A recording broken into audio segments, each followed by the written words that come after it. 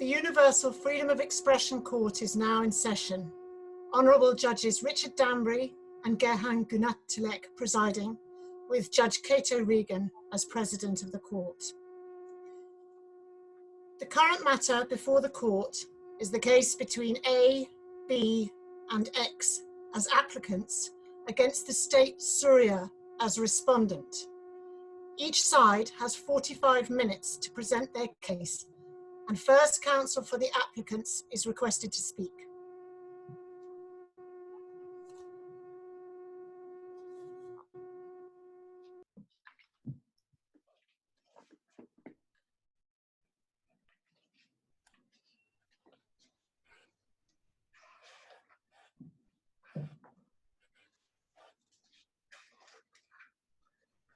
Before I begin, Your Excellencies, can I check if I can be heard? You can. Yes, thank you. May it please the Court. My name is Terrence Yeo, and together with my co-counsel, Ms. Jodicia, we act for the applicants A, B, and X. I will speak for 21 minutes on issues A and B concerning the applicants' rights to privacy under Article 17 of the International Covenant on Civil and Political Rights, or ICCPR. Ms. Xia will then address this court for 22 minutes on issues C and D concerning the applicants' rights to freedom of expression under Article 19 of the ICCPR. We reserve 2 minutes for rebuttal. We live in the digital age, where the books we purchase online can be used to identify how we think, where the posts we like and share on Facebook are taken as a proxy for how we vote, and where our conversations on WhatsApp can be collected and analyzed. In such a world where our rights to privacy are so vulnerable, safeguards are essential to preserving this fundamental right. Last February, the applicants took to the internet to share their views on religious practices which they saw as antithetical to their own. Surya's immediate response was to request for all of the applicants' personal data without seeking prior judicial authorization. I argue that this violated the applicants' rights to privacy, and I make 3 submissions in support. First, that Surya's decision to obtain the applicants' personal data interfered with their rights to privacy. Secondly, that these interferences were unlawful. And finally, that these interferences were arbitrary. Now, because of the chronology of the data collection, for each of my submissions, I will first make arguments in relation to A and B, followed by X.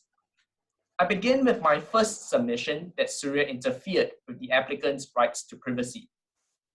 Individuals have reasonable expectations of privacy over intimate details of their lives, such as their medical histories, political opinions, and religious convictions.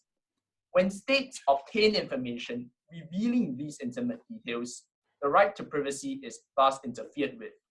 This was stated by the European Court of Human Rights in its 2018 Benedict and Slovenia decision. Counsel, just to interrupt you, at what point did the identities of these people at what point was it revealed to the public? And isn't the question of privacy a question of revealing identities to the public as opposed to receiving data? Your Excellency, to answer your question, the identities of the applicants were, in the facts, it was not clearly stated whether they were revealed to the public, but as we see from the clarifications, they were tried in open court proceedings. But to answer more directly Your Excellency's concern on whether the information has to be revealed to the public. Now, as stated by the Special Rapporteur to the right to privacy, the mere collection of such data would already constitute an interference with the right to privacy, because such data allows precise conclusions to be drawn about very intimate details of an individual's life. And in this case, in my submission, Surya had interfered with the applicant's rights to privacy because the collection of these personal data and linked them to their religious convictions.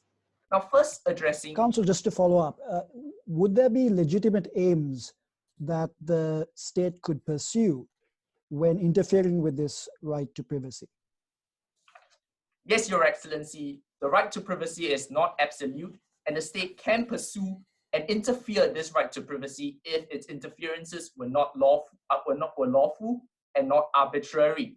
Now, and I do note that the applicants, the respondent in their written submissions at paragraphs 6 to 9 made such an argument that that there was no interference because Surya had collected the data for crime control and for criminal investigations. Now, but individuals, I submit, who are involved in a criminal offense can still maintain a reasonable expectation of privacy. And this was made clear by the European Court of Human Rights in its Benedict and Slovenia decision. There, the court stated that at the stage of analyzing whether there was an interference, the court looks at the nature of the information, but not the legal or illegal nature of the activity. Now, the state can still collect... I'm still a little confused.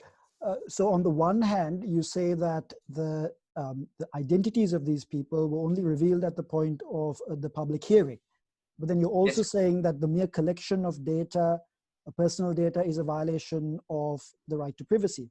But then are you conceding that collection of data could be done if it is for the purposes of legitimate aims such as crime control? Your Excellency, we are submitting that it can be done, but it would still constitute an interference, and the responsibility is on the state to justify it, that it is lawful and not arbitrary. But at the first stage, we have to assess and determine whether there was an interference with the applicant's rights to privacy. And here I submit that by connecting the applicants to their activities on hire, specifically for AMD, they were owners of the broadcast channel, and they ran it on behalf of the Surya First Group, a group that espouses a particular religious worldview, as seen from paragraph 13 of the facts. Therefore, Surya's collection of these mobile numbers had exposed these religious convictions and therefore interfered with their rights to privacy. Councillor, if I may interrupt as well, sorry, I'm just still firmly on this issue of interference and the act of the interference. You're placing your case on the fact that it was the state who interfered with the act of interference, but this was a quasi-voluntary release of information by a private entity. Is not the case that the private entity was the person who interfered with the privacy rather than the state? Your Excellency makes a fair point, and I submit that here it is still open for the applicants to also pursue a claim against hire. But under the ICCPR, the state is the one with the obligation, the positive obligation, to protect the rights of its people. And you're absolutely right to raise the issue of positive obligations in direct and indirect and horizontal effects and so on. And we all know that in the European sphere, there is authority on that. Is there any authority you can direct us to in the international sphere about the nature of Article 17, the extent to which it creates an obligation on the state to, in a sense, police the activities of private individuals? Your Excellency, I can do no better than to refer you to General Comment 31, whereby it states that the state is the one who has the positive obligation to give effect to these rights. And therefore, this comes from in a manner either through legislative purposes or through the judicial process, as the Human Rights Committee held in its Alakulov and Uzbekistan decision.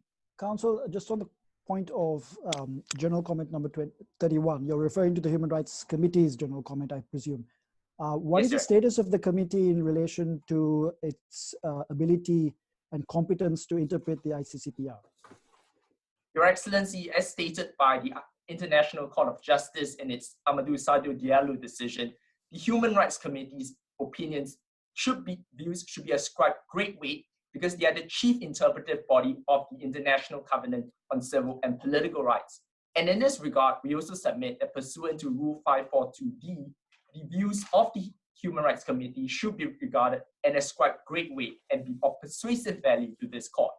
Now, by returning to X, I submit that a similar principle applies, and this is because X's anonymous speech on the broadcast was an expression of his personal religious convictions.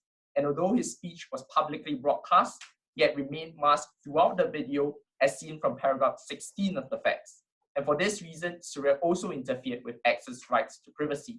Would you just, sorry to ask the same point again, but frequently I think it's easy to see these arguments as rolling up with each other, issue A and issue B. But on this issue of interference and the question which I related earlier on about who is doing the interfering and therefore who is the, in a sense, the primarily liable entity, is it different with issue A and issue B? Is issue A and B, is that the primary entity who interferes? Is that more likely to be higher with issue B? And with issue A in relation to X, is it the case that the state is the person who is doing the interference? Is that a valid argument? Your Excellency, I will respectfully disagree. And in this regard, we will submit that the state is still the primary party because of the fact that they were the one who initiated the collection of such data. And even though Hire had voluntarily provided such data, the state was the one who had in the first place made such a request to interfere with the applicant's rights to privacy. Now, having shown that Syria interfered with the applicant's rights to privacy, I turn now to my second submission that these interferences were not justified because they were unlawful. Article 17.1 of the ICCPR prescribes the unlawful and arbitrary interferences with the right to privacy. To show that an interference is lawful, states must prove the presence of a legal basis for their interference. A legal basis is important as it enables individuals to foresee the circumstances in which their rights will be affected, and it ensures that states do not have the unfettered discretion to exercise their powers. And this was stated by the Human Rights Committee in its 2017 NK and the Netherlands decision. In relation to A and B, I argued that Syria's collection of A and B's mobile numbers had no basis in domestic law. The respondent have at paragraphs 11 and 30 rely on the Syrian Criminal Procedure Act. However, all that we know from the Act is that it sets out the general procedure for evidence gathering, as seen from clarification 2. Nothing further is adduced to show the specific circumstances in which and conditions on which user data may be obtained from service providers. And we do not know, for instance, whether the authorities have a general unfettered power to obtain information, or that such a power is only triggered under certain circumstances.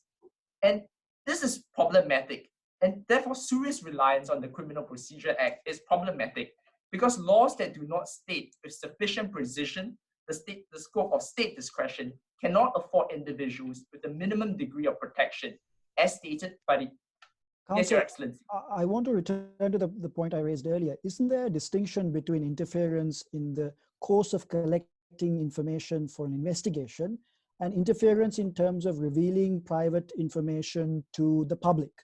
And doesn't the state's obligations differ on these 2 points?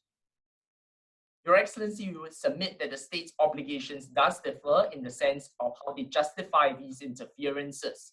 But as we see from the case of Benedict and Slovenia, it similarly occurred in the context of the state trying to conduct its criminal investigations.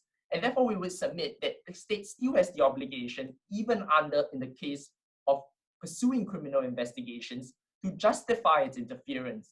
And here, on this point, I would submit that here there is insufficient precision as to the Syrian Criminal Procedure Act. And that is also why under legislation such as the UK Investigatory Powers Act and the Australian Privacy Act, there are requirements for the state to justify why the information is necessary and declare to what extent the material will be retained. Now, of course, Syria could have corrected this absence of a statutory legal basis by obtaining a judicial warrant from the Syrian domestic courts. Now, in fact, this is provided for in the Criminal Procedure Act, which enables law enforcement authorities to obtain a warrant to instruct data controllers to disclose user data. Can I ask you a question? I follow the argument you're advancing here, if I can. There seems to be 2 conflicting approaches to deal with the situation, which is, on the fact, slightly ambiguous. On the one hand, unless the state follows the mandatory rule, everything that follows from it is therefore tainted. And the other argument is that is to put things the other way around. So in this situation, there is an argument that the state wasn't mandated to follow a particular rule, but just chose to put in a request anyway. Why should we be convinced that a state choosing to put in a request and over-compliance by a company is something which is falls under the legality test?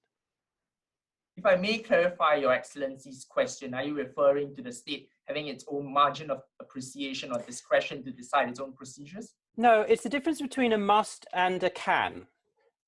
Is your interpretation of the Syrian law that it must act in such a way that it gets a warrant, or that it can act in such a way that it gets the information via a warrant? Your Excellency, we are submitting that it can obtain a warrant and not that under Syrian law, it must obtain a judicial warrant. But because of the fact here that the Syrian law is insufficiently precise and cannot be relied upon as a legal basis, and that is why a warrant has to be sought in this particular circumstance. Now, the respondents have argued at paragraphs 11 and 30 that it was unnecessary for Syria to obtain a warrant because Hire had voluntarily disclosed the applicant's data. But if a service provider voluntarily disclosing this data can circumvent the need for a warrant, then I submit that the law should clearly provide that.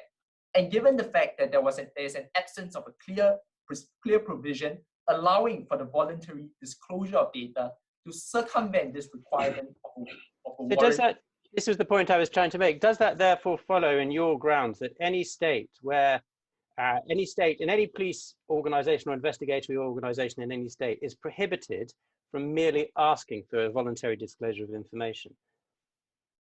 Your Excellency, that would differ on a case-to-case basis on whether the law itself is sufficiently clear and lays down the conditions in which the state may obtain data from service providers. But if the law is insufficiently clear, then I would submit that a warrant would be required for prior judicial overview. And we see that in the case of Malone and the UK, whereby in that case, the court held that even authorities were similarly enabled to obtain a subpoena to compel the production of user records.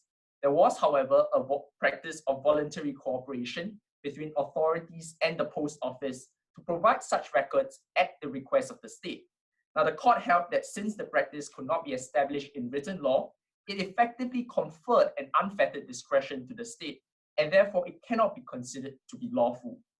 Now, in relation that's an ECHR case, is that correct? Yes, Your Excellency. So on this, you can possibly see where I'm going, but of course Article 8 is rather different from Article 17. So is there any account we need to take of the fact that the ECHR is interpreting a different provision from the one we're interpreting? Now, Your Excellency, I recognize that there are differences between Article 17 of the ICCPR as well as Article 8 of the ECTHR. But the difference, we will submit that the test required to justify an interference will be largely similar, as noted by Professor Manfred Noah in his treatise to the ICCPR. And therefore, we would submit that the persuasive authority of the ICCPR should be affirmed. Now, in relation to X, because his data was obtained from A and B, who would not even have been there to provide the data if Hire had not circumvented the necessary legal processes, it follows that the interference with X's right to privacy was also unlawful. Besides, Counsel, does the state have an obligation under the ICCPR to hold public trials? And in that context, is there a sort of conflict between the obligations that it might have with respect to the privacy of individuals and that obligation to hold trials in the public domain? Your Excellency, we would submit that there is no conflict because in that case, the state is doing for a legitimate purpose and it is justifiable because the state is sending out a message and ensuring that the process is transparent. Whereas in this case, the state's interference by collecting the user's data, we would submit is also disproportionate. And this brings me to my last submission that these interferences were arbitrary.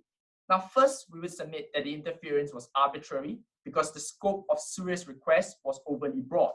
Now, the respondents at paragraph 35 of their memorial contend that Syria's request was limited as they had only sought the data of the broadcasters of the Syria First channel. But what they omit to mention was that this request for the broadcasters' information was for all of the applicants' personal data. Your Excellencies can see this from paragraph 24 of the facts. Now, while Syria had eventually only chose to disclose A and B's mobile numbers, I submit that this was purely fortuitous because it was Hire that chose to disclose only A and B's mobile numbers. I, however, stress, as I earlier mentioned, that it is the state that is obligated to protect the rights of its people and therefore it cannot shirk the responsibility by relying on the judgment of a private entity. Now, the second reason why I would argue that this interference was arbitrary was because there were no adequate safeguards in place. Now, in their written submissions, the respondents relied heavily on the doctrine of a margin of appreciation to argue that it is for the state to justify and take its measures to discharge its positive obligations, as seen from paragraphs 26 to 28 and 40 of its memorial. But the jurisprudence is clear that any margin of appreciation accorded is narrow when an important facet of an individual's identity is at stake, as seen in cases such as the 2007 European Court of Human Rights decision of Dixon and the UK and Evans and the UK. Council, just on this issue, there is some disagreements between different tribunals about the applicability of the notion of margin appreciation. And it's applicable, for example, at the ECHR, but in other tribunals it's less so. How do you think we should approach the notion of a margin of appreciation when interpreting the ICCPR? Your Excellency, we recognize that some margin of appreciation should be accorded to states. And as you rightly pointed out, there is differing treatment of this doctrine. For example, under the Human Rights Committee, specific to Article 17, we see the state rejecting also the idea of a margin of appreciation in the case of moral issues. But in the European Court of Human Rights, whereby they have embraced this margin of appreciation, they similarly held that this doctrine, this margin should be narrow in cases where an important facet of a person's identity is at stake. And here, since it concerns religious convictions, I argue that any margin accorded to Syria would accordingly be narrow. Now, further, it is accepted even in European jurisprudence that there is a need to ensure that there are effective safeguards to ensure that the state falls within its margin of appreciation. Now, here, by failing to obtain a judicial warrant, Syria did not have, the authorities did not have an opportunity to ensure that there is reasonable basis and ensure that the data disclosed is limited to what is strictly necessary. Now, in closing, Your Excellencies, I do note that my time has elapsed. If I may have a minute to conclude my submissions. Yes, you may. You may have 1 minute to conclude. You did have a lot of questions on the way. Much obliged. Now, in closing, I have demonstrated how Syria has displayed a complete disregard for the applicant's rights to privacy, not only by undermining their right to remain anonymous, but also doing so without any regard for the legal basis or proportionality of their measures. But my co-counsel, Ms. Xia, will now demonstrate how they have gone even further to disregard the applicant's rights to freedom of expression by prosecuting and convicting them. Unless I may be of further assistance to this court. Thank you, counsel. We'll now hear the co-counsel. Thank you. Second counsel for the applicants is requested to speak.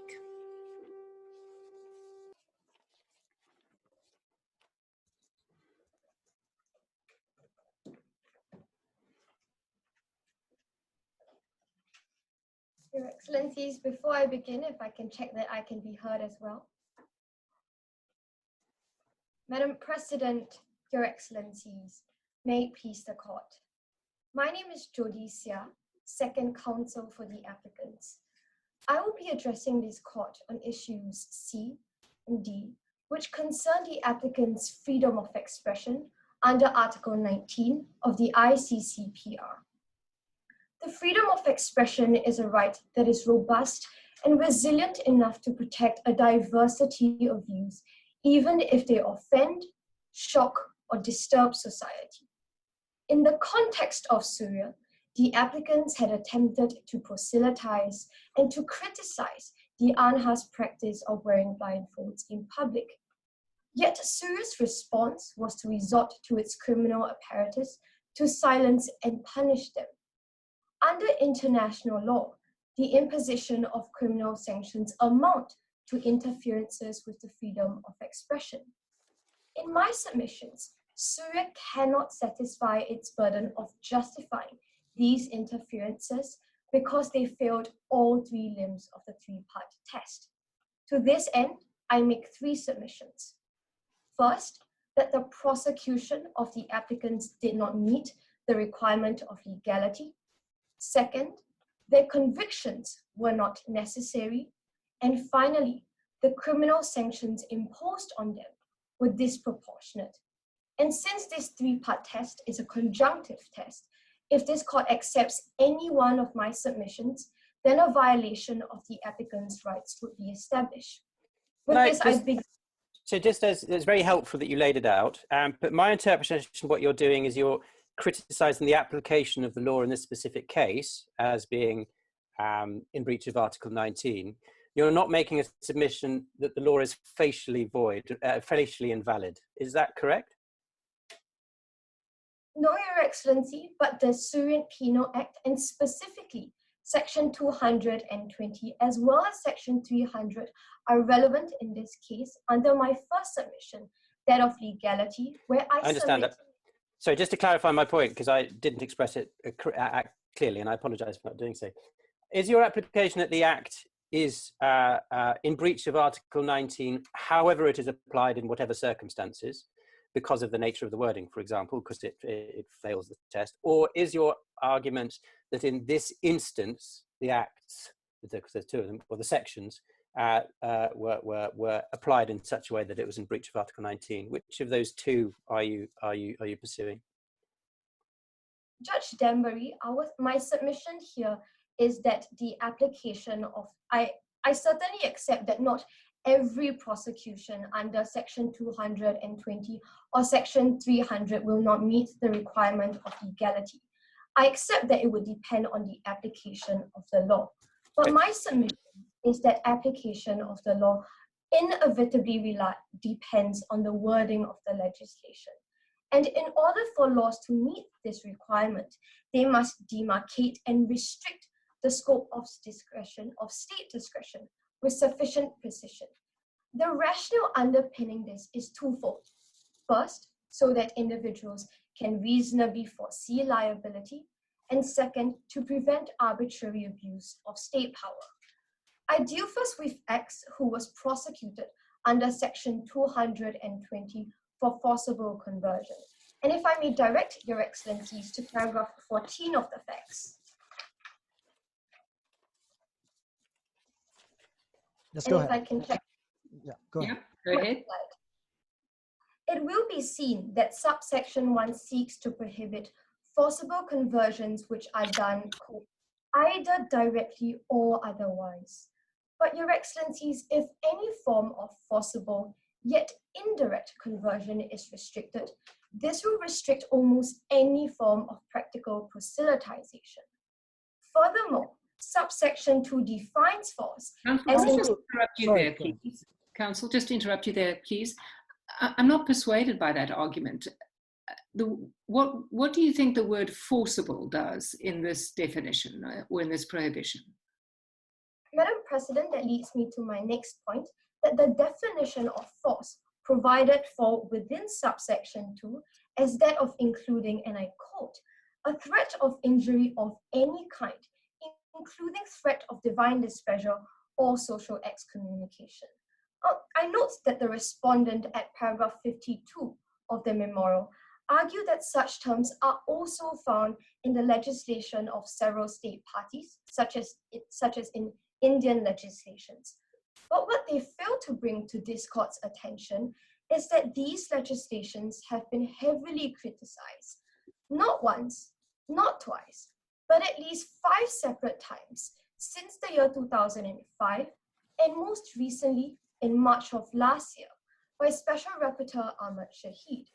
And the reason for such criticism is that these terms are overly broad and can capture a wide range of speech, including legitimate religion. If I might interrupt you, what is the status of a Special Rapporteur's pronouncement with respect to the interpretation of the ICCPR, and how much weight should this court give to such pronouncements? Your Excellency, the views of the Special Rapporteurs, while not binding on this court, are certainly of persuasive value. And this is because Special Rapporteurs are specially appointed by the United Nations Human Rights Council under specific articles of the Covenant. And further, pursuant to Rule 542D of this court's rule, they do form a subsidiary source of law for this court. and therefore I submit that the Special Rapporteur reports are indeed... What is your authority for that claim, Counsel? What is your authority for that claim? Has for example, the International Court of Justice commented on this, or are there any authorities that you could refer to with respect to that claim?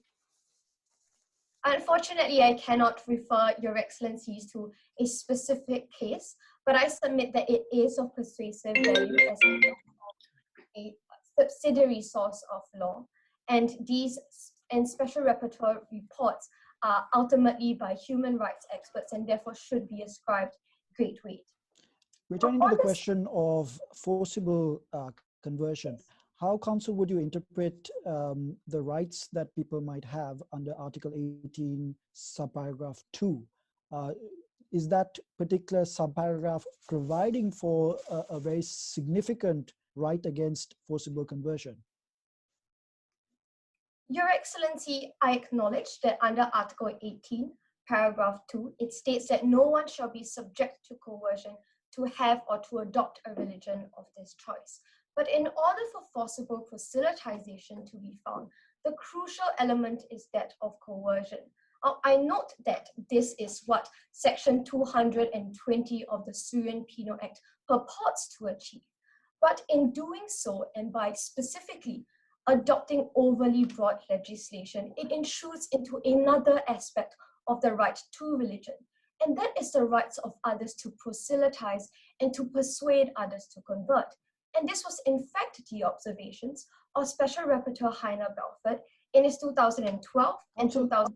If I might interrupt you again, just going into the actual facts of the case, how would you interpret the acts of X in relation to coercion? Would you say that there is no coercion in the way X communicated his beliefs in the hope that he could convert others? Yes, Your Excellency, that is indeed my position. And this really brings me nicely to my second submission, where I argue that X's speech did not amount to forcible proselytization. This is because two requirements are not established. First, the perpetrator must have himself directly employed coercive acts. And second, such acts must have been likely to substantially deprive the victims of the ability to independently decide. These two requirements were stated by the European Court of Human Rights in its 2010 Jehovah's Witnesses and Russia decision and its 1998 Larissis and Greece decision. On the first requirement, courts have found it necessary to convict the perpetrator only if he had directly employed coercive acts against the victims himself. This is seen, for instance, in Larissis and Greece earlier cited, where the first applicant were the direct military superiors who had themselves proselytized to their subordinates. But Counsel, would you describe X as an influential social media personality? Not necessarily, Your Excellency, and that is because on the facts we see at paragraph 16 that X had remained masked. Ultimately, what is required is for the perpetrator to have directly employed the coercive acts. This is sound, Your Excellency, and that is because this requirement would strike a balance between the competing rights. The right for others to proselytize and to attempt to convert others on one hand, and on the other for others not to be forcibly converted. Now, as for this, just to interrupt again, wouldn't people with large followings or influential individuals often utilize the assistance of others who follow their commands or instructions to actually do the direct acts, as opposed to these influential individuals engaging in those acts? Your Excellency certainly makes a very important observation, and I do note that we do see this in certain parts of the country, and specifically to the ISIS group, for instance, where the leaders do have substantial influence over its followers. But even if this court is not with me on this first requirement, I will turn to my second requirement, where I submit that the coercive acts here were not of the level to substantially deprive the victims of the ability to independently decide. I stress that the threshold is one of substantial deprivation, and this is because the rights of others to proselytize under Article 18, paragraph 1 is equally important. And this is sound because of, however, at paragraph 31 of the facts, we see that complainant S had only felt some pressure. But I submit that the mere existence of pressure would not suffice. In fact, it would be expected in any form of proselytization, given that the aim is ultimately to persuade the other to convert. For these reasons, Your Excellencies, I submit that it was not necessary to convict X for forcible proselytization. Turning then to my second point, that with regard to individuals A and B, it was also not necessary to convict them. And this is because their broadcast did not amount to incitement to hate speech. To determine if speech amounts to incitement, it is not just the content that we look to, but also factors such as whether the speaker had the intention to incite, and also whether there was a high likelihood of incitement. These are factors that are key and as stated within the 2012 United Nations Rubber Plan of Action. On the first factor of intention. Can I just interrupt so I can understand how you're framing it? And a couple of times you've used the phrase, it wasn't necessary to convict. Is there a danger that what you're doing is you're actually arguing a criminal appeal point rather than a point of international review? Because this court is interpreting the compliance of the particular acts in question under Article 19. And when you look at those, you're looking at the three-part test you made slightly earlier on, which is a different test from the one you've advanced just now a couple of times about necessity to convict. Judge Danbury, to clarify, and I do acknowledge that this court as a supranational court is not conducting a criminal appeal to replace the decision of the domestic court, but instead this court is here today to review the decision of the state authority and specifically the judiciary. And in conducting this review, this court would have regard to the three-part test as earlier cited. And the second limb is whether the state's action and specifically the conviction was necessary. And in this regard, the question of whether it was necessary to convict the applicants would turn on the question on whether their broadcast constituted incitement under Article 20, paragraph 2 of the ICCPR. With this, I begin with the first factor of intention, where I argue that A and Counsel, B... just to follow up on that question, would you say that judicial authorities are also within the scope of what this court ought to be reviewing? Because if you're talking about necessary to convict, you're talking about a judicial act. And I just wanted to know whether the nature of actions that we should be reviewing include judicial acts.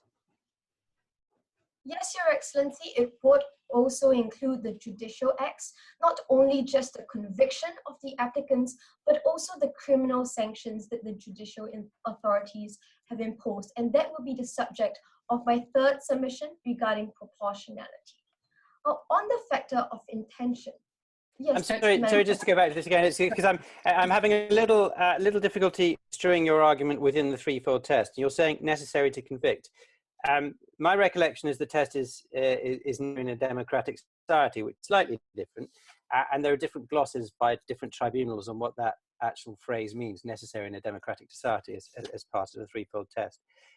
Necessary to convict is a different test which you're seeking, seem to be, and I may be wrong, seeking to ask us to adopt. Is there any authority why this necessary to convict is the preferable way of interpreting the concept of necessary in a democratic society?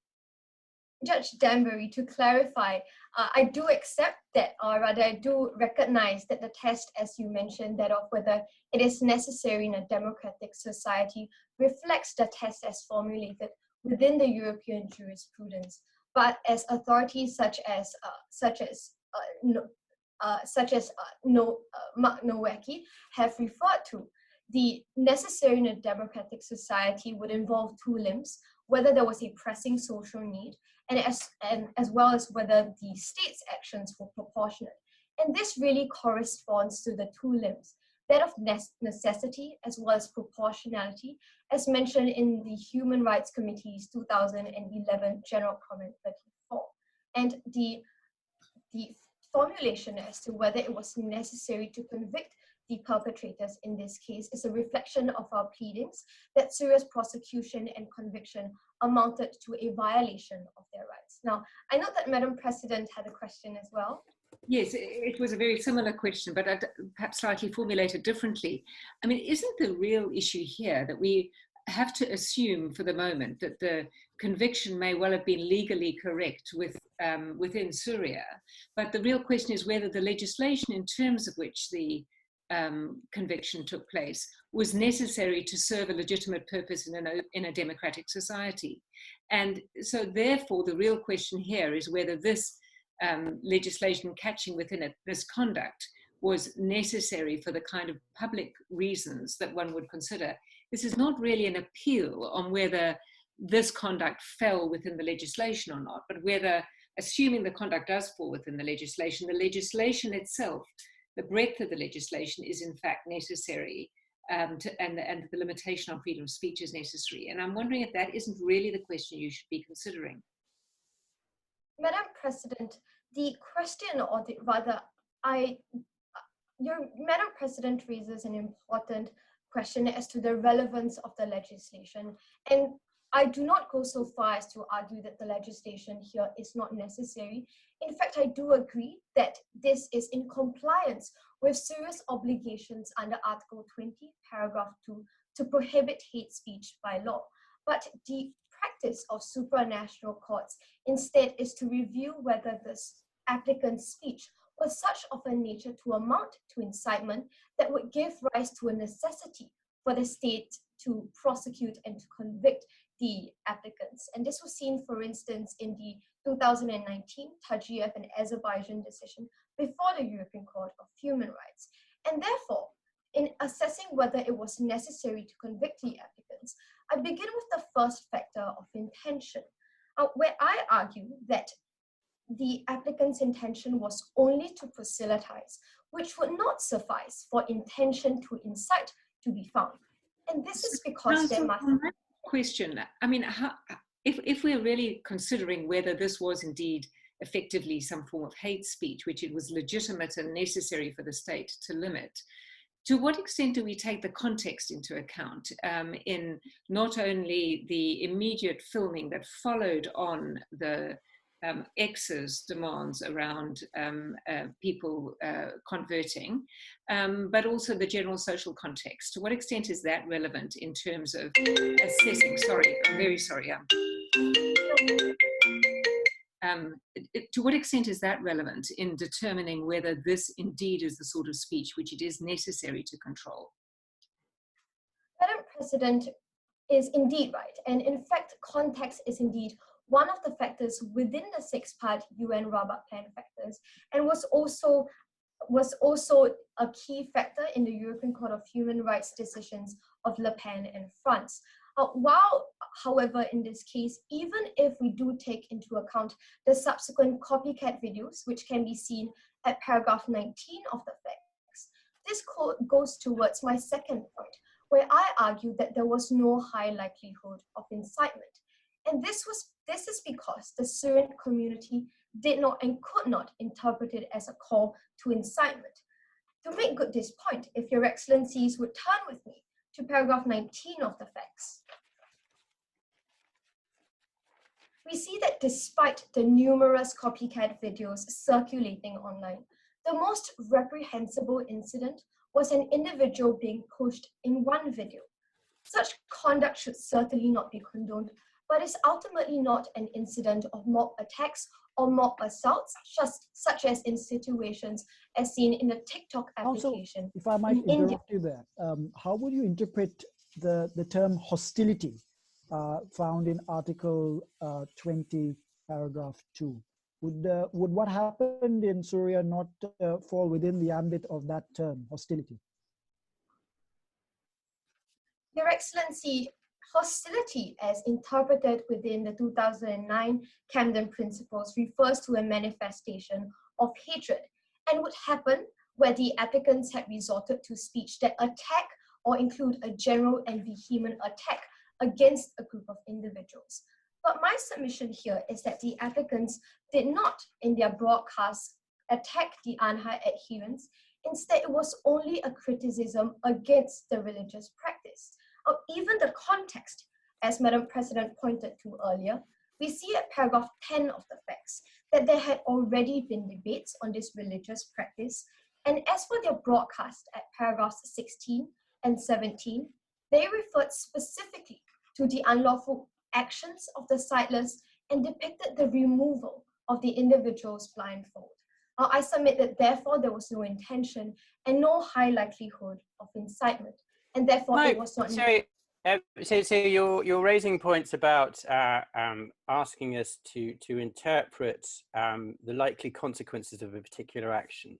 And you're referring to the bits in the facts, of course, which support your argument, but you haven't necessarily referred to the complaints of ST, which suggests that there were some difficulties. Given that there is ambiguity in papers, how are we going to deal with this as an international court review? Sorry to come back to that again. When dealing with Article 19 or in free speech cases with the lack of certainty of the consequences of a piece of speech, one can look at competing tests in America or in the European sphere to do with foreseeability and proximity and seriousness of harm that results.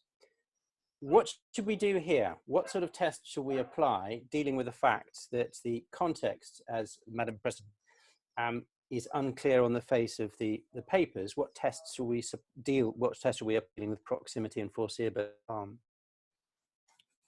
First, Your Excellencies, I note that my time has expired. If I may have 1 minute to answer your questions and to conclude. Well, 1 minute, maybe a little bit less than 1 minute to answer questions, but I don't think we'll afford both you and your colleague an opportunity to conclude. So maybe just answer my colleague's question. Much obliged, Your Excellencies. To answer your question as to the applicable test in this case, I submit that it is the one as enshrined within the United Nations Rubber Plan of Action, which requires a reasonable probability of harm as well as intention to incite. I note that there are differing tests under certain legislations, such as Section 2 of the Ireland's prohibition on incitement. It only requires recklessness, and under the United States Brandenburg Principles, that requires imminent lawless action. But I stress that under the rules of this court, that the international instrument, that of the UN Rubber Plan, is the authority that is of most persuasive value and has been endorsed most recently by Special Rapporteur David Kay on his report on online hate speech. Applying this test, I argue that the applicant's broadcast should not be construed as amounting to hate speech. I note that my time has expired, and this concludes the applicant's main submissions, unless I may be of any further assistance to this court. Thank you, Counsel. We're indebted to you. Thank you. Thank you, and may it please the court. First counsel for the respondent is requested to speak.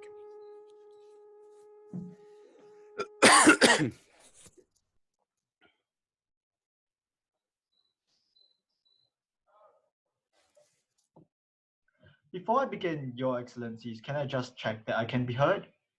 Yes, you can be heard. Excellent. Yes. Dear President, Your Excellencies, may it please the court, I am Tan Yen Shen, and I appear along with my learned co-agent, Mr. Mustaqim Iqbal, on behalf of the respondents, the government of Syria. I will be addressing this court for 21 minutes on issues A and B. These concern the alleged procurement of A, B, and access private data from Haya, which the applicant had alleged was a breach of Article 17 of the ICCPR. I will be directly addressing some of the applicant's submissions in my speech. My co-agent, Mr. Iqbal, will be directly addressing this court for 22 minutes on issues C and D. These concern the prosecution of A, B, and X under sections 220 and 300 of the Syrian Penal Code, which the applicants had alleged was a breach of Article 19 of the ICCPR. Your Excellencies, this case plainly concerns A, B, and X's incitement of violence and hatred against followers of the Anda faith. What is at stake here, Your Excellencies, is the safety and security from an ethno-religious minority in Syria who have been escaping persecution and ethno-religious strife from their motherland. A, B, and X's individual rights to privacy, even if they do arise, will have to be balanced against the communal right to freedom from incitement of discrimination, hostility, and violence, as well as the right to freedom of religion of such an ethno-religious minority. For the court to find that there is a breach of A, B, and X's rights to privacy, the applicants have to succeed in proving that firstly, their privacy interest is engaged, and secondly, that the impugned interference was not permissible because it was unlawful or arbitrary. If the applicants fail on any of these, their claim as a whole will fail. Authority for this proposition can be found in the 1994 HRC case of Tunen and Australia. The applicants had submitted earlier that the A, B, and X's privacy interest was engaged and that the impugned interference was impermissible. We disagree, and we will be addressing these issues in the order and the structure that the applicants had addressed them. I shall first address the issue of X's privacy interest. This only pertains to X. We submit that X's privacy interests do not arise in the instant case, as there was no reasonable expectation to privacy. In assessing whether there is a reasonable expectation to privacy, the court takes into account the circumstances of the case. Can I stop you there perhaps and ask one question? And forgive me if you're going to come to it. You heard me direct questions to the other side about the nature of interference and whether the interfering agent was this prime state or whether it was the private party hire. I wasn't aware when you set out just now you'd be addressing that. Perhaps you could tell me, either deal with the point now or tell me when you'll be dealing with it. Your Excellencies, we are glad to adopt what the applicants had said. They had mainly said that it was due to the state. However, we recognize that there exist positive obligations under Article 17 of the ICCPR. I will deal with this point right now if Your Excellency is so interested. I submit that the positive obligation has been fulfilled in the instant case. Paragraph 15 of the General Comment number 31, which covers the state's positive obligations in the ICCPR, states that the HRC attaches importance to the establishment of appropriate judicial mechanisms for addressing claims of right violations in fulfilling the state's positive obligations. We also note that General Comment 31 states that the enjoyment of the right recognized under the Covenant can be effectively assured by the application of comparative constitutional law. At paragraph 28 of the facts, Your Excellencies, we see that Article 8 of the Syrian Constitution, which is worded similarly to Article 17 of the ICCPR, was invoked in A, B, and X's appeal to the Appellate Court of Syria and formed the basis of their appeal. Clearly, comparable constitutional provisions of law had been applied in the instant case, which is why we submit that Syria has fulfilled its positive obligations. But just applying that to the law, the fact, if I may, and perhaps make it slightly more simple, do you think there's a difference between what happened to A and B and what happened to X? Do you think both count as an interference by the state? Your Excellencies, we say that both would count as an interference. If there has to be an interference, we say that both would count as an interference by the state. However, in the event where it is not an interference by the state, and if the state has a positive obligation, we submit that the positive obligation is nonetheless fulfilled. Right. So you can see perhaps that the state did interfere with A and B's privacy by sending a formal letter to hire. Your Excellency, if there has to be an interference, that will be the interference. Do you think there has to be? Your Excellencies, we will not be due to time constraints, we will not be contesting the interference of A and B, the existence of interference by A and B. Your Excellencies, we will only contest X's interference. In assessing whether there is a reasonable expectation of, sorry, Your Excellency? Yes, sorry to interrupt, but I just wondered how your analysis of the positive obligation that you derive from the general comment works in relation to, for example, a whistleblower who may breach law in order to disclose to a prosecuting authority a potential crime. Would that be, how would the positive obligation work in circumstances where you have, for example, whistleblower clearly breaching privacy, clearly breaching law to provide information to prosecutorial authorities of a crime? Your Excellencies, we submit that in such instances, there may be a prima facie breach of a positive obligation in that someone else, a third party's privacy interest may be engaged. However, we submit that it will still nonetheless, it can be nonetheless lawful and nonetheless not arbitrary if there are enough safeguards, if there is legislation to provide for such whistleblowing practices. And we submit that in most countries in the world that there are such whistleblowing acts, there are such legislation around the world. I mean, I find it slightly concerning that one would think that the state receiving information from a whistleblower about a crime is per se, should be per se seen as an infringement of the state's obligation positively, positive obligation to protect privacy. It just seems, it does not sit that easily with my understanding of what the positive obligation should be. And I remain unhappy with that, with your submission in that respect. In that case, Your Excellencies, if Your Excellencies remain unhappy with our submissions, we are happy to adopt Your Excellencies' construction of what the state's obligation is, in that there will be no positive obligations in the case of whistleblowing. If I may, in that case, Your Excellencies, then in that case, the A and B, there will be no positive obligations to ensure A, B, and X's rights to privacy in the instant case, because hire can be construed as a whistleblower. We are keen to adopt that proposition by Your Excellency. If I may move on to access privacy interest, in the event where if Your Excellency does not accept Counsel, that if I may interrupt you, what is the nature of the state's obligation, say under Article 14 of the ICCPR, which is an obligation with respect to holding trials in public? Wasn't X's identity revealed during that process according to the facts and the clarifications? And is the state's obligation in that respect inclusive of an obligation to respect the private lives of litigants?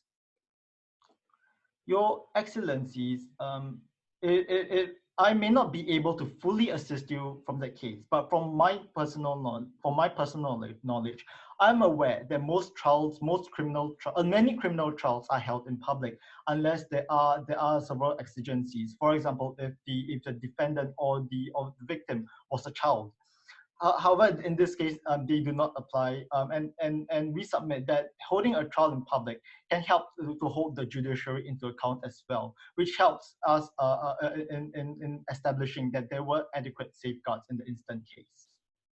Counsel, even if this court was to agree with you on the question of collecting personal data in the course of an investigation, I find it still a little puzzling and worrying that the state still proceeded with a public trial when it came to X, an individual who had been very particular about maintaining anonymity and maintaining the privacy in terms of his identity. What was the reason that the state proceeded with that course of action? Your Excellency, the reason in which the state did proceed with that action is not described within the fact itself, and I am unable to assist you with the state's decision on that matter. But would you say that there is a violation of obligations in that respect? If this court is to see the state's obligations in a holistic manner in terms of the ICCPR, I would still worry about that kind of disclosure, given its obligations under Article 17, which the applicants have already pointed us to. Your Excellencies, be that as it may, we are concerned with Article 17 in the instant case. The appeal to the Universal Court is on Article 17 in the instant case. Your Excellencies, due to time constraints, I will move on with our submissions on the lawfulness of the impugned interference. This is the second limb in the two-step test in Tunan and Australia. We submit that the impugned interference, if there was one, was permissible as it was neither unlawful nor arbitrary. This is the main submissions for individuals A and B, and the alternative submissions for individual X, if Your Excellencies are not with us on access privacy interest. I first turn to the point on the lawfulness of Surya's actions. I agree with my learned friends that the impugned interference must show a legal basis for interference and require adequate safeguards against arbitrary interference. I will first address the lawfulness of the impugned interference of A and B's privacy interest. Our learned friends have put it to us that there was neither a legal basis for interference nor adequate safeguards against arbitrary interference. We disagree. To better address the applicant's claim on lawfulness, I will first assist this court by providing what we submit is the correct interpretation of the Criminal Procedure Act.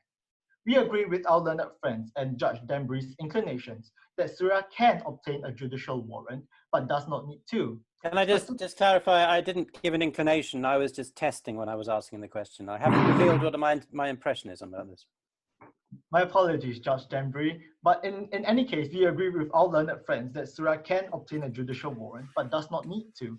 We specifically submit that since legislation had intended that a judicial warrant was not required for obtaining data unless the method used was to force data controllers to hand over data, cooperative and voluntary disclosures without judicial warrants would be lawful and expected by the legislation. We also further submit that on construction of the statute, the voluntary disclosure of user data is governed by standards, which are at least similar to those which the court references in deciding whether to or not to award a judicial warrant. We submit that if there are no such similar standards available on construction of the statute governing voluntary disclosure, then the law enforcement authorities can, on one hand, have their applications for a judicial warrant denied for a disproportionate breach of privacy, and yet on the other hand, still obtain the personal data via voluntary disclosure.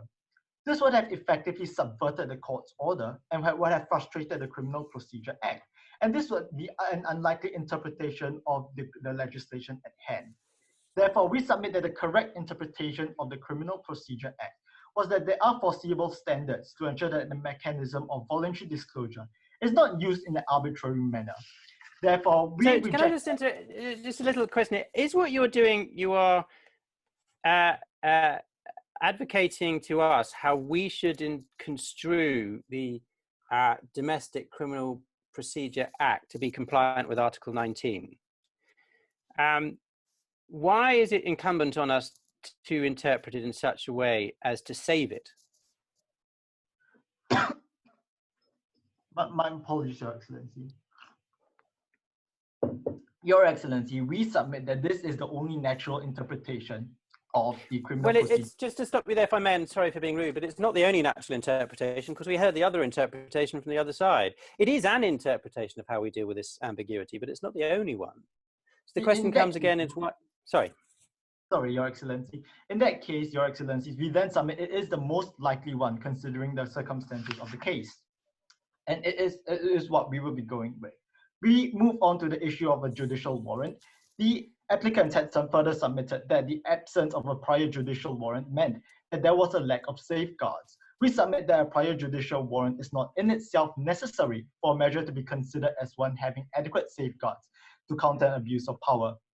In a 2007 case of Smirnov and Russia, the European Court of Human Rights held that the absence of a prior judicial warrant was counterbalanced by the availability of an ex post facto judicial review. This position is further confirmed in later ECTHR cases such as Heino in Finland, Delta Pakani in Czech Republic, and Masterpan in Russia.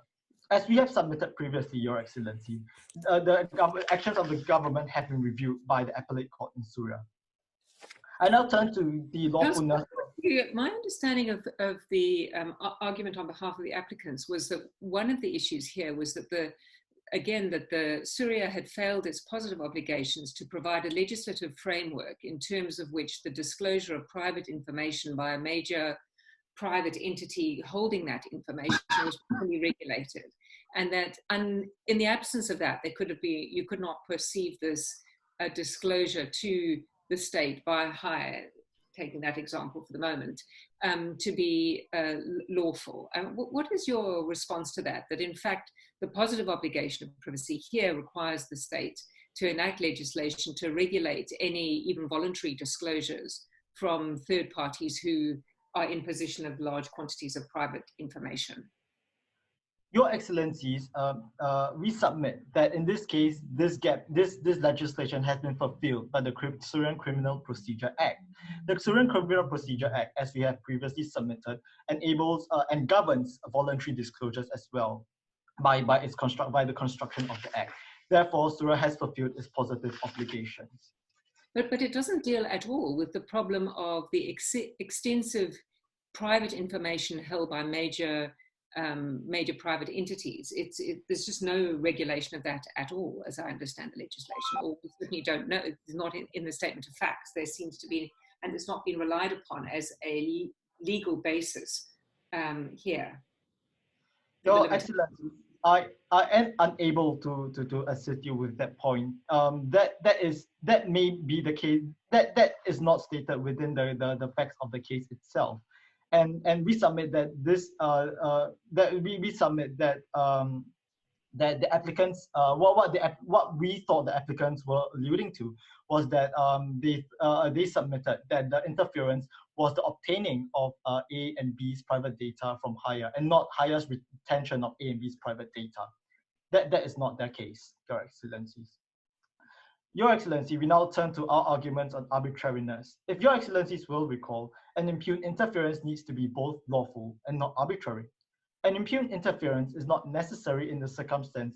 Impugned interference will not be considered arbitrary if it is necessary in the circumstances of the case and is proportionate to the end sought. We note that the applicants had mainly contested our submissions on the proportionality of the case. We submit that the proportionality of the case in this instant case was fulfilled. The proportionality of interference is measured in reference to 4 criteria. Firstly, a legitimate aim pursued. Secondly, a rational connection between the measure and the aim. Thirdly, a minimal impairment of the aim of the right to privacy. And fairly, a fair balance struck between the aim and the right. We see that. I know you're rushing, and I don't mean to rush you, and you've correctly set out some of the proportionality tests. But if I may go to the point which is possibly one of the more troubling ones, in that the state asked for all personal data pertaining to the broadcasters when it approached Hire. How can that be, on any of the tests which you've set forward, proportional? Your Excellencies, we do know that, we do acknowledge that the wording in the facts was that the state asked for all data. However, we disagree that was disproportionate. We know that Hire users sign up using their phone numbers, and it is the only personal data that would have been registered with Hire. This is found at paragraph 3 of the facts. Therefore, when the police referred to all personal data, they were only referring to phone numbers of the people behind the broadcasting channel. What about data, for example, of how many times the people have logged on, how many times they've not logged on, what sort of phones they have, all the metadata which is associated with one's communication with the data platform, all of that is data which relates to them, so there could be personal data beyond the telephone number, surely. Your Excellencies, we do acknowledge that that may be the case. However, from what we see on the facts, that it is that the data that was registered were phone numbers. However, even if that were the case, we submit that nonetheless the actions of the police were still proportionate in the instant case, because what matters in the instant case is urgency. Right now, the lives and physical safety of individuals are at stake, which makes the procurement of personal data an issue, which is something that is very time sensitive, because they want to track down A, B, and X to make sure that they can bring them to justice and make sure that they can deter other people who might want to commit violence by trying X, A, and B. Therefore, we submit that in the instant case, all personal data was proportionate. In connection, we also note that the applicants had submitted that there is no margin of appreciation, or that the margin of appreciation is narrow in the instant case. However, we note that in the ECTHR case of AN Norway, we note that ECTHR had claimed that had stated that the margin of appreciation awarded to states when deciding the necessity, or rather the need, of measures with regards to personal privacy is far broader than the ones given to the freedom of to protecting the freedom of information. Therefore, we in any case we submit that this falls within the margin of discretion of the Syrian state. Your Excellency, I realize I am running out of time. I will briefly address. I will briefly summarize my remaining points. Your Excellencies, we recognize. We would also like to submit that there is also a real risk of A, B, and X absconding. This is found at paragraph 24 of the case. Your Excellencies, I have come to the end of my submissions on this issue. To summarize my submissions, we submit that the interference was both lawful and not arbitrary, and therefore the interference was permissible. If I may be no further assistance to the court, I close my submissions on issues A and B. Thank you, counsel. Second counsel for the respondents is requested to speak. Before I begin, can I just check everyone can hear me? Yes, we can. Thank you. Lovely, thank you. Your Excellencies, if it pleases the court, my name is Mustaqim Iqbal, and I appear as co-counsel for the respondent. I will be addressing this court for 22 minutes on issues C and D. The issues at hand are whether the prosecution and conviction of X and A and B under the Syrian Penal Act were violations of their rights to freedom of expression as enshrined by Article 19 of the Covenant. Our core submission today is that neither interferences constituted breaches to Article 19, and they were permissible under Article 19.3.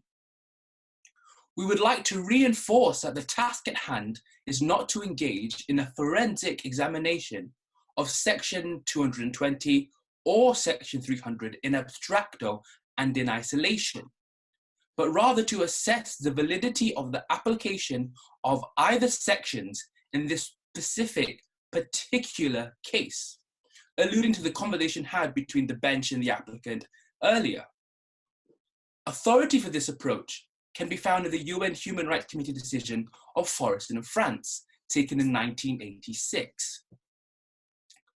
Moving on, Your Excellencies, we submit that all three criteria set forth by Article 19.3 were met in both cases. Counsel, if I could just interrupt you, you referred to the Forreston case. What exactly did the Human Rights Committee say in that case that requires this court to actually take it seriously?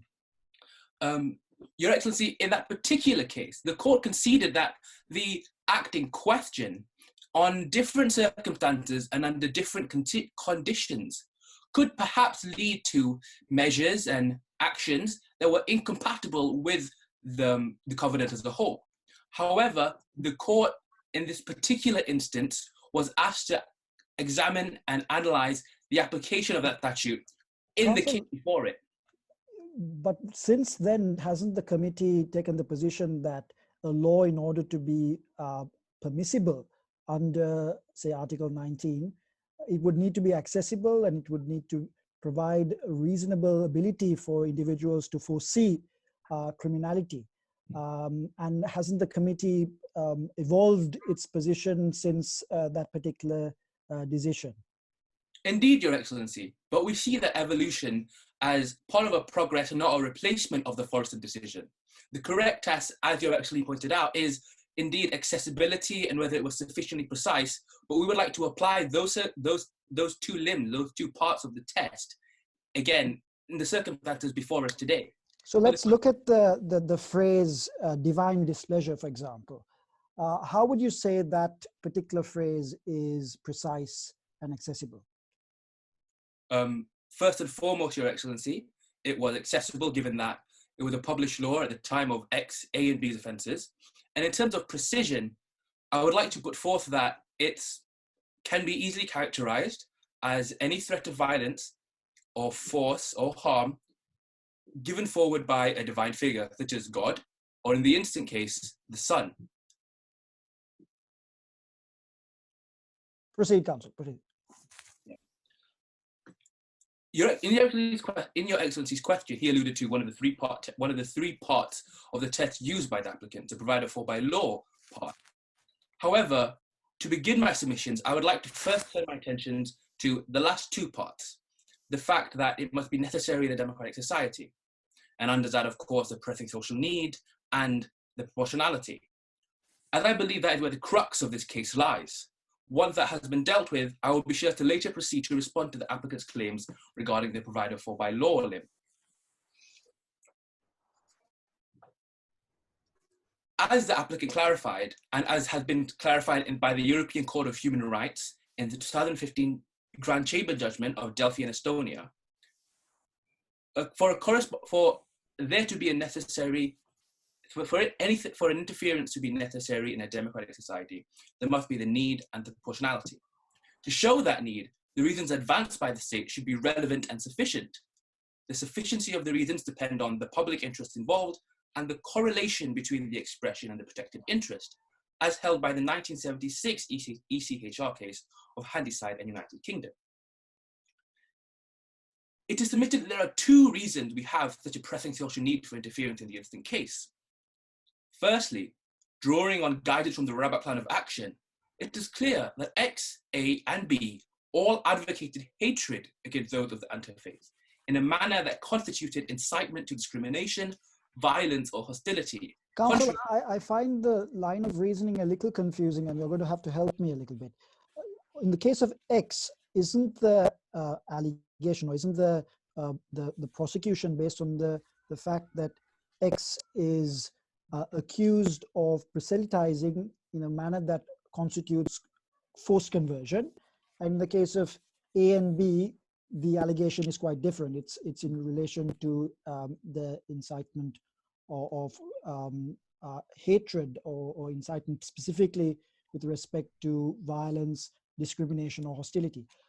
You mentioned that all three of these parties are engaged in the spreading of hate.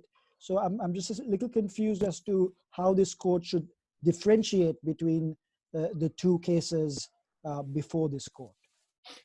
May I just piggyback on the back of that question, if I can? From Article 19 point of view, these are very different statutes. And the point which you've scooted in terms of legality, which I understand you will come back to later, in terms of foreseeability and accessibility, those tests are very different. So they are, you're wrapping them up together here, X and A and B, but surely it's worth distinguishing them. Your Excellency, they are, to answer both questions, starting with the former one, we understand that there were different reasons for prosecution. And I will address that later in my second pressing social need, the violation of Article 18 rights and improper proselytism. However, given that it was X's words in A and B's content that was found to be advocating hatred and a violation of Article 22 of the ICCPR, we felt that it was appropriate to analyze X's language, given that it was the content that A and B published. And secondly, answering the second question there, we do believe that we would submit that the foreseeability and the provided for by law part of the test is not only a part of European jurisprudence, but is built in to the extensive jurisprudence used by the Human Rights Committee. If Your Excellency is satisfied, yes, I can proceed. Now proceed to why specifically the words used by X and that the content published by A and B amounted to a breach of Article 22, and why, given that they're the positive obligation on states to prohibit that type of advocacy, there was thus a pressing social need to prosecute A and B and X.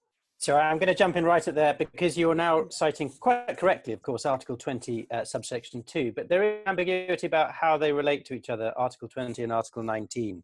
Is it the case that anything which falls into Article 2, incitement or advocacy of hatred, displaces the requirements of Article 19? Is it a lex specialis? How do we conceive of the relationship between the two articles? Article 22 can be seen as an extension of Article 19, Your Excellency, and thus any breach of Article 22 does have to correspond to the three-part test in Article 19.3. Our submission is not that it doesn't have to meet that test, but that it does meet that test. But Counsel, just to follow up on that question, as long as you're referring to X, I still struggle with why Article 22 is even referred to, because the conviction does not relate to hate speech in any way. It's with respect to allegedly forcible conversion. Why is X and Article 20 subsection 2 even relevant in the same sentence? I entirely see your point, Your Excellency, but I'd just like to reinforce again, it was X's language in A and B's broadcast, so X's language is therefore relevant to the prosecution of A and B, given that it was his word that they broadcasted. I understand you're I not wonder, with counsel, whether you could focus on X's prosecution to begin with and then move on to A and B, because the line of reasoning seems to be sort of moving from X to A and B seamlessly, and that's confusing to this court, if I might speak on behalf of my colleagues as well. Apologies, Your Excellency. I will now then first turn my attention to Article 18 and X's improper proselytism, and later return to the hate speech advocated by A and B. Indeed, X's expressions constitute an infringement to the right to be free from the coercion that would impair one's freedom to adopt a belief, as rightly protected by Article 18.2. X incited third parties to discriminate against the religious minority, and thus he subjected Syrians who had adopted the anti-faith hostility and exclusion from their ethnic community, and inspired fear of violence. He created this coercive environment that can be seen at paragraph 19 of the fact pattern, with blindfolded individuals being accosted on the streets, with at least one being forcibly pushed and stripped of his blindfold. The applicants raised the two-part test of having the applicant be directly imploring and directly applying the coercion, and the fact that secondly, the coercion must be likely. We would submit that X's words directly created this environment where his followers inflicted hostility and discrimination, and in some cases violence against those of the anti-faith. And given that coercion was expressed on a mass scale with over 100 instances happening, the coercion was likely to impair one's freedom. Given that X's expressions satisfied that test, it is clear that it did amount to improper proselytism. Can I just slap an Article 19 frame on that, if I may? No one here has died. The harm which has happened is not as significant, thank goodness, as it could have been if there had been a terrorist attack or whatever. Someone had some light shone in them, and someone felt socially ostracized. When looking at the seriousness of the harm that results from a piece of expression, we're fairly in low harm territory. And given that, then surely this is, in many situations, this is a restricted speech which is appropriate given the proximity and foreseeability of harm that arises from. Your Excellency, while taking your point, I would submit that the harm actually given to those that anti-faith in the fact pattern is far greater than what has currently been characterized. It's on a mass scale with 100 incidents happening over that, in fact, and the fact that those of the anti-faith were not able to freely choose because of that pressure. We understand the pressure is not death, it's not as extreme as it possibly could be, but there is nothing to say that it must be that extremity. All that needs is substantive pressure in order to coerce someone, and that's precisely what has happened. All right, counsel, even if we were to agree with you that there was some harm, was this the least intrusive means of meeting the aim of protecting the rights of those individuals that you mentioned? We would submit that it is, in fact, the least intrusive means, Your Excellency. We do understand the seriousness of a criminal conviction, but I have a few points to support the necessity of that criminal conviction. First and foremost, I would like to stress the urgent need for the fact that the anti-minority needed protection from further escalation of violence and further encouragement of said violence. The video was widespread and over 250,000 people had seen it. There needed to be a strong deterring impact on society that a criminal conviction, and only a criminal conviction, unlike a civil claim or a fine, would be capable of imparting. And secondly, I'd like to reinforce that even though it was a criminal conviction that was imposed upon X, A, and B, but X in the immediate case, it was a light and unintrusive criminal conversion, given the fact that it was a 2-year suspended sentence. On the authority of the 2018 European Court of Human Rights judgment of Sinkova in Ukraine, the court recognized that a criminal conviction was a harsh punishment, but one that was, again, a 2-year suspended sentence was drastically different to a full custodial sentence, given the fact that the prisoner didn't see a single day in prison and in custody. It is effectively a warning given to X. That's not quite an accurate characterization of a suspended sentence, I think, because the suspended sentence can be triggered by a subsequent action, so the prisoner may actually see the inside of a jail cell. Indeed, yeah, but given the fact that X doesn't necessarily reoffend, he will never see that prison cell, which is the whole point of the warning. So could I ask a question, Counsel? To what extent do you think the provisions of the prohibition, the criminal prohibition on forcible proselytizing in this case, constitute an infringement of freedom of speech? And how should this court address the fit or lack thereof between the facts that led to the prosecution and conviction in this case and those provisions? I mean, to start in the first place, what is your view on whether that criminal offence constitutes a legitimate limitation of freedom of speech, just the offence itself, outside of the context of this case? Your Excellency, in specifically the scope of freedom of expression, I would submit that it is a justified limitation on X's freedom to speak as he would, given the fact that his speech is in breach of Article 22, which explicitly states that that type of speech, hate speech, if you will not be protected by Article 19. And leaving aside the facts of the case, what is your view on leaving us on other cases that might fall within the terms, but which might not, be less clearly sort of hate speech oriented? What is your suggestion? Is that a limitation of freedom of speech? The idea that you can proselytize in a way where you threaten people that God will be very unhappy if you don't convert to this particular religion. Is that a limitation of freedom of speech? Is it, in your view? We understand that the freedom of speech and the freedom of religion are two very closely linked rights, and is one that would prompt the question that you've asked. But in keeping with the previous judge's comments and questions, I'd like to delineate the difference between Article 18 and 19. The fact that limitations are being placed on X's freedom to proselytize because he's doing it forcibly and violating other people's freedom to choose their religion is a legitimate aim and a legitimate reason to limit his ability to manifest his religion. Like your question alluded to, I understand that manifesting a religion and expressing freedom of speech are two very similar things, but given the fact that it is a legitimate way of limiting his manifestation of religion, is by extension a legitimate way of limiting that freedom of speech. And would we feel differently about the prosecution in this case if the filming of the incident by X had not been followed by the filming of the incident of where the masks were violently removed from an faith adherent? Does the way in which this was put together affect our understanding of whether this was a justifiable or not limitation of freedom of speech? It does, Your Excellency. But like you said, in reference, I would like to refer to the applicant's point earlier, the likelihood of coercion.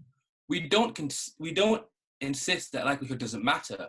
We insist that likelihood does matter. Given the hypothetical you just posed, there would be no likelihood of coercion on the anti-minority, and thus my claim would fall.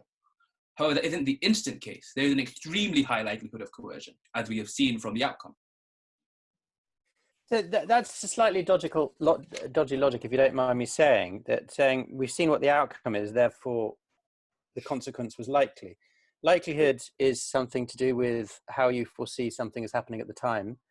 It's not necessarily fair to take account of the fact something has happened, to therefore backtrack and say it was likely it would happen, if you see what I mean. Do you accept that that's not necessarily a strong argument?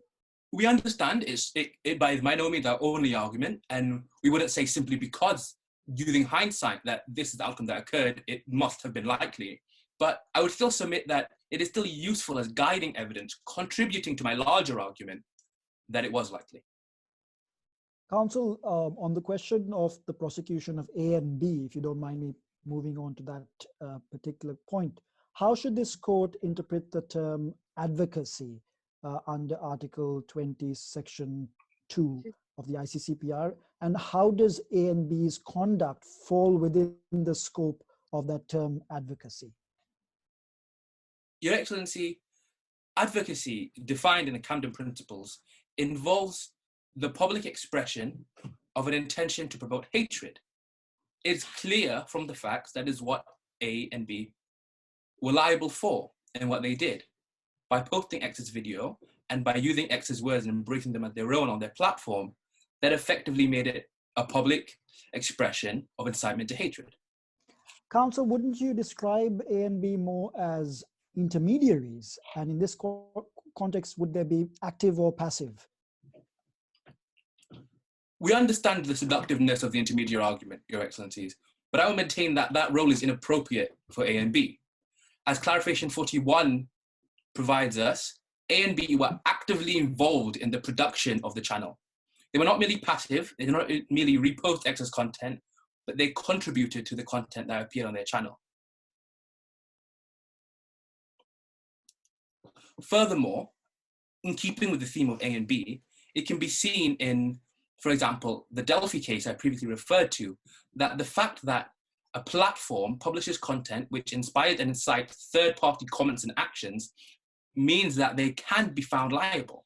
In that Delphi case, for example, the news platform posted an article that inspired hateful comments and discriminatory comments, which is exactly akin to what A and B did with the posting of their video and the copycat videos that followed. You say exactly, but the cases are distinguishable. Delphi surely was a large institutional news-making business which made money from selling news. A and B are not a large institutional entity which makes money from selling news. They are part of a pressure group. Naturally, there are discrepancies here and there, but they are entirely distinguishable. And we would submit that A and B are, in fact, running the enterprise commercially for profit, allowing them to fall into the higher standard imposed by Delphi.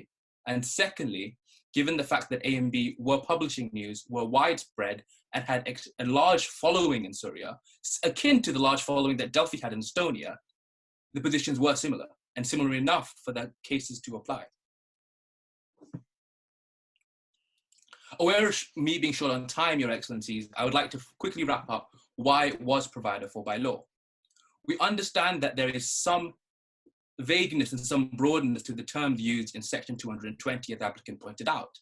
However, again referring to my previous comments made earlier, in the instant case, although the application of social excommunication, in other words, might have been inappropriate in alternative ways and might not have been foreseeable in alternative cases, it was foreseeable in the specific case of X, and A and B for Section 300 similarly, given that Section 302 explicitly states that sharing of videos is part of advocacy.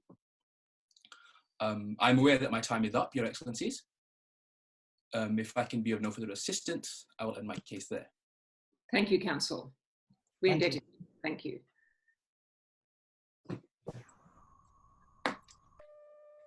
Applicant is now requested to give rebuttal.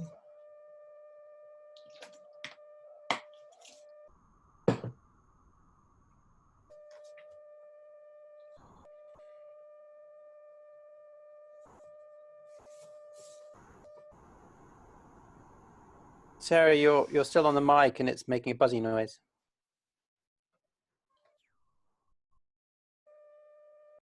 Your Excellencies, can I check if I can be heard? Yes. Yes. Your Excellencies, 2 points in rebuttal. First, on the unlawfulness of Syria's interference with the applicant's rights to privacy. Now, the respondent argued that in cases where the private entity voluntarily discloses data, no warrant is required. But this cannot be the case. As I earlier submitted, if such a policy of cooperation is in domestic law, then it should be clearly stated. But going further, such collusion between the state and private entities leaves individuals with no one to hold accountable for, as stated by the European Court of Human Rights in its Malone and UK decision. Now, to illustrate this point, if an aggrieved applicant took his case against the state would simply say that the private entity have voluntarily disclosed this data. But if the applicants sued the service provider instead, they will simply argue that they were simply complying with the state's request. And I argue that such an accountability gap cannot be allowed to exist, and therefore the applicant's interference must be taken as unlawful. Now, on the second point in rebuttal, on the proportionality of the imposition of criminal sanctions on the applicants.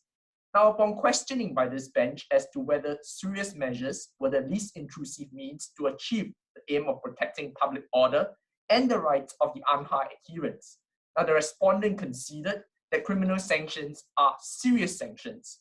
Now, in fact, we will go on further to submit that that is why courts have time and again emphasized that there are least restrictive measures, such as a notice and take down measure, or the imposition of an administrative warning, as noted by the European Court of Human Rights in its Savatariev and Russia decision.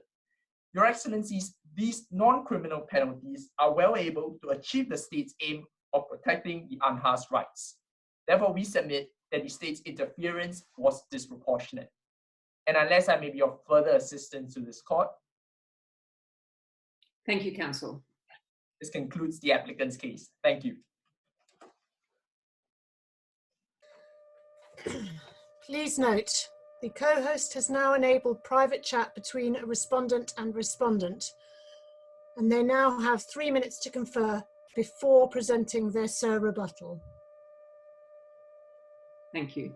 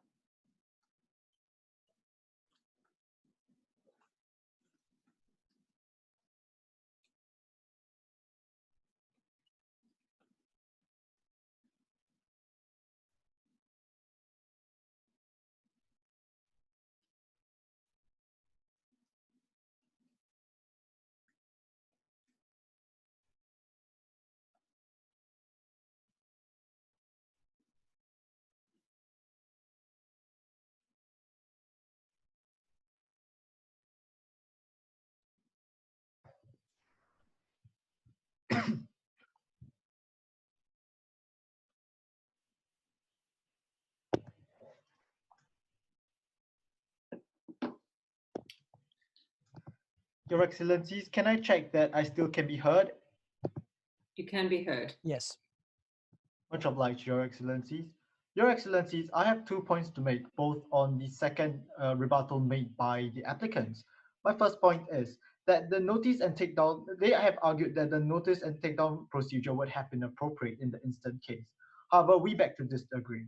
We submit that the notice and takedown procedure would not be appropriate in this case because of the urgency of the situation involved. We have already submitted that innocent individuals have already been accosted on the streets of Syria. This constitutes assault in many parts of the world. Therefore, a notice and takedown procedure would have taken far too long. We also submit that at paragraph 24 of the facts, that A, B, and X constitutes a flight risk. Having a notice and takedown procedure would have informed them and have enabled them to flee the country and out of the jurisdiction. Our second submission is with regards to the deterrence point made by the applicants. We submit that the deterrence is only available by way of criminal convictions, especially since that X, A, and B had actually launched a thank you video afterwards, and that they have also, it is also rather clear that they have held a great sway over many of their viewers. We note that within a single day, there were 250,000 views, and it is just only one video, but there are 100 copycat videos where people have been physically assaulted. Clearly, they have a great influence over them, and to stop all these from happening, to cull the repeat descent to violence, it is necessary that we have criminal convictions against people of such influence and who wield these such influence irresponsibly. With that, Your Excellencies, I conclude my remarks on the serve rebuttal, and unless I may be of further assistance to the court, I end my submissions on the case. Thank you very much, Counsel. Time is up. The judges will now deliberate upon the outcome of the case. Everyone will be removed to the waiting room and wait for a few minutes. After their discussion, you will be invited to rejoin the meeting when the judges will be providing their feedback and comments. Please do not leave the meeting.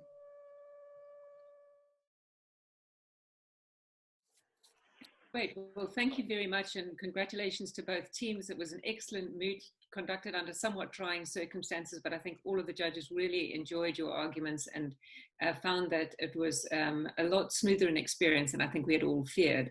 I'm going to turn over to my colleague Gehan Gunatilaka for the first round of feedback. Thank you, Kate. I must begin by saying this was a very enjoyable experience for me, just to see the mood actually come to life. You put an idea behind a competition case, and then you actually see the teams argue it out and do such a great job of it. So I felt, and I think I speak for all the judges when I say that the quality of the mood was absolutely excellent. I don't think the virtual format or the trying circumstances really diminished the quality of arguments at all. And I really want to congratulate both teams on a wonderful job done. I'm going to give you a little bit of feedback in terms of how you handle the advocacy part of it, and then some feedback on the law as well. And my colleagues will take off from where I stop. Just in terms of the advocacy, I felt that all four speakers handled questions rather well. Some of the questions were actually meant to test the ability of the speaker to focus on a particular point and not get derailed, but actually control the platform. So one of the big challenges sometimes when you get questions asked by judges is to really control the platform. You don't want to be derailed. You want to be able to make your point in the most efficient manner possible. And I think that the speakers did a great job. Just in terms of the law, we were somewhat puzzled with a few of the arguments that were made on both sides. Just to start with the applicants, one of the questions that I think I raised, and Richard also pointed to this problem, in terms of the interference with the right to privacy, we were a bit puzzled as to why there was so much focus on the fact that data that's of a personal nature being transferred in the course of a criminal investigation actually constituted a violation of rights under Article 17. And a lot of reference was made to the positive obligations of states in that respect. And I think that was one of the aspects of the applicant's arguments that was a little weak, that could have been possibly avoided by focusing more on the other limbs of the test rather than that particular limb. I also asked the question as to what the nature of the state's obligations might be with respect to public trials. And the reason that I asked that question was actually the competition case hints at another problem here. And it's not just the question of transferring data in the course of investigation. It's also about revealing someone's identity to the public in the course of a trial. And I felt that that was one aspect of the competition case that could have been explored a little bit more. And I think both teams did a fair job of answering questions, but I think the holistic reading of the ICCPR is something that a lot of courts expect. And even though you're invited to focus very much on Article 19 and then of course Article 20 and Article 18 and 17, there are other obligations in the ICCPR that actually impact on the way you interpret these articles. And I think the whole question of interdependence is something that the teams could think about. I'm going to just stop there because I think Richard will take on the other point that we had with respect to the substantive arguments. I want to say that the respondents had a lot of opportunities to exploit some of those weaknesses in the applicants' arguments, and I felt that the respondents didn't quite fully exploit those opportunities. And I think in the questions that we asked, we also provided those opportunities. So that's just something to reflect on in terms of just the way to handle weaknesses in your opponent's arguments. I'm going to stop there and hand over to Richard.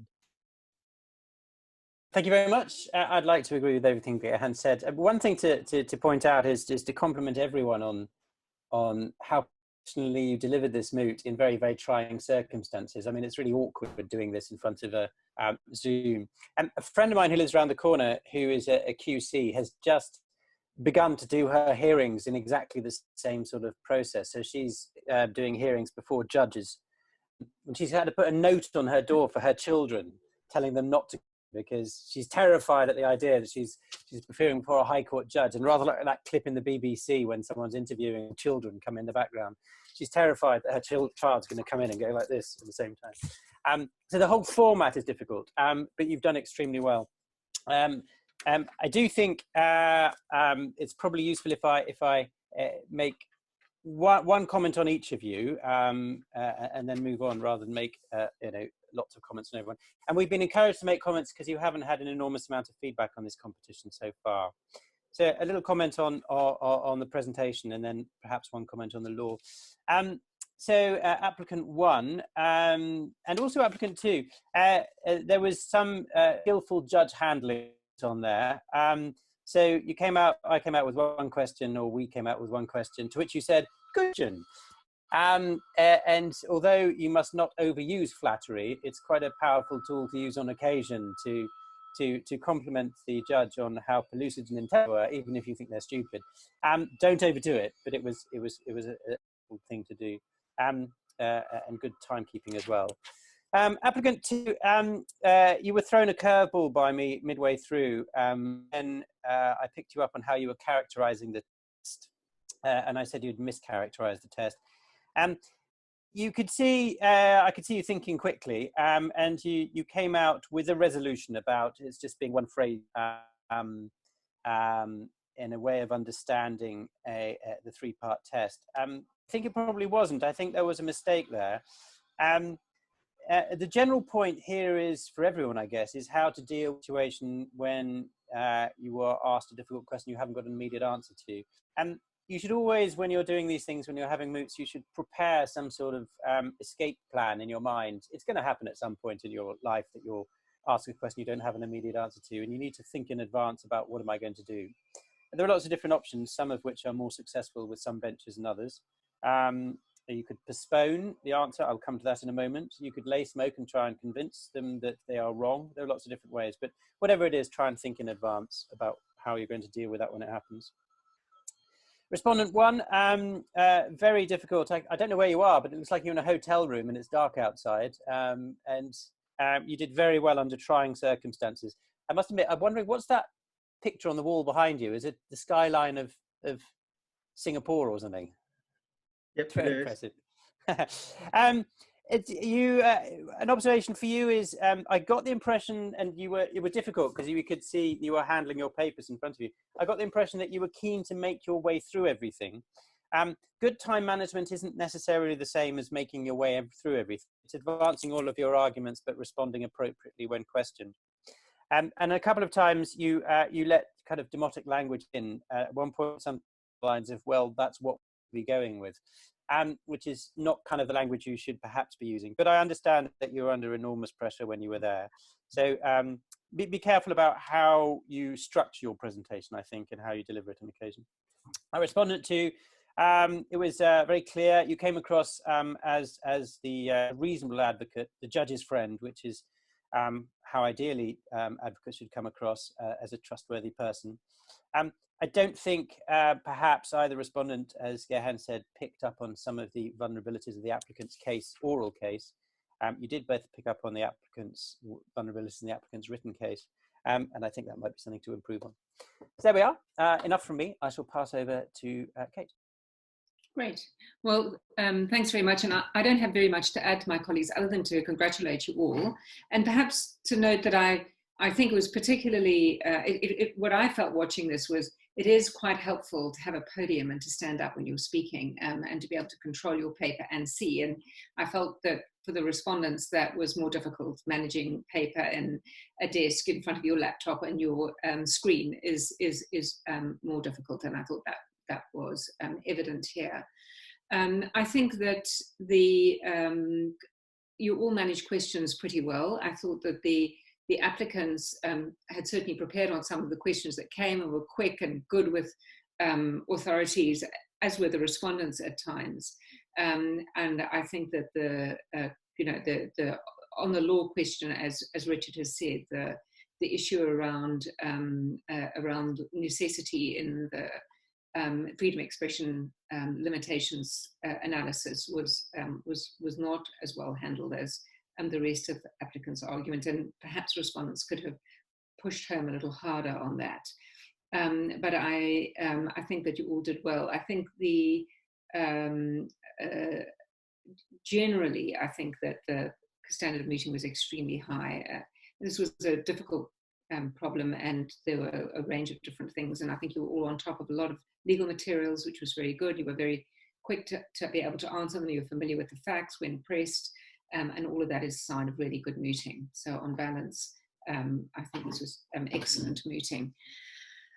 I would also just like to thank you all actually for participating at all, because obviously all of you could have decided actually that you wouldn't do this virtual mooting, which in some ways is more challenging and less fun than, you know, getting to go all the way to Oxford and having a trip there. But we're really grateful to you for having done it, and I think it is an indication that one can run pretty successful virtual moots. I think you all illustrated that.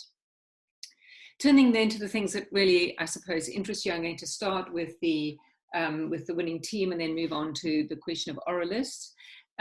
So it was a difficult decision, and in reaching the decision, we took into account the considerations that we've mentioned in relation to the differences in how the teams were presented. But on balance, unanimously, the judges felt that the applicants team, which I understand is Singapore Management University, were the winners. So congratulations to Singapore Management University, really fantastic.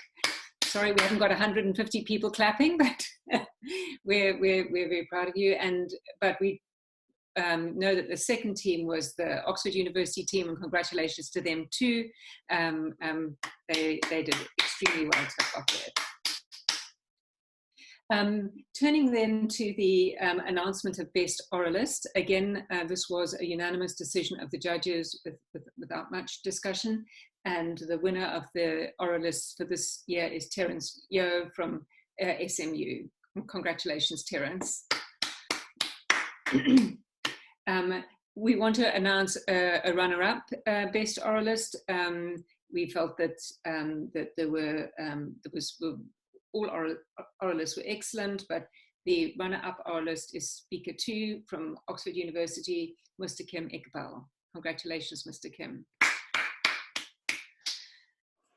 So that's the announcement of for the winners for this year's Prize Media Moot. But there is, as you all know, an award that is associated with this moot, which is handed out every year, and it's called the Spirit of the Moot Award. And I have been liaising, and I'm sorry, I'm just pulling it up on my screen. I've been liaising with two of the stalwarts of the moot, Munro Price and John Blake, on this question for this year.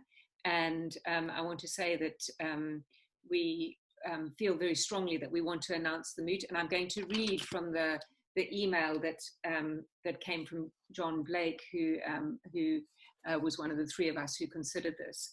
And he said as followed: I cannot think of a more deserving recipient for the Spirit of the Moot Award in 2020 than the team of Sarah, Navena, Camille, and Sanya. They have willed this event forward with all the necessary time-consuming adjustments in a scant 3 weeks. We know scrupulous care must go into that process, designing those adjustments, testing them, and now implementing them, because above all else, the moot must be fair. The four of them have gone about this Herculean task with their customary grace and good cheer, working in close cooperation with each other from Oxford, Serbia, and Jamaica. Nor were these adjustments only logistical, though that would have been challenging enough. The four of them properly realized they had to make adjustments in the scoring, the comment process, how judges were deployed and coached, and how to win the competitors down to four semi-finalists with the benefit of only one round of arguments compared to the 4 rounds in an ordinary year. It was obvious that they brought thoughtfulness, patience, ingenuity, and excellent judgment to these complex set of adjustments. I can't say anything more than hear, hear. They've really been remarkable, and I'd like you all to give them a round of applause. We will actually formally make that announcement at next year's Moot, because we feel that it is an announcement we would like to give more airtime to. But again, I would like personally to thank the team, the four of them, Nevena, Sarah, Sanya, and Camille, for their good spirit, their enthusiasm, and their hard work through this very difficult period of this public health crisis. And it's really been an absolute delight to watch you work together and to see you bring this all together. So thank you very much, all four of you. Right, so that brings us to the end of the Price Media Moot for 2020. God willing, Price Media Moot 2021 will see us all back in Oxford. And we congratulate the winners. We congratulate all the people who participated. 28 teams participated. We were delighted that they all chose to do so. We thank all the judges along the way.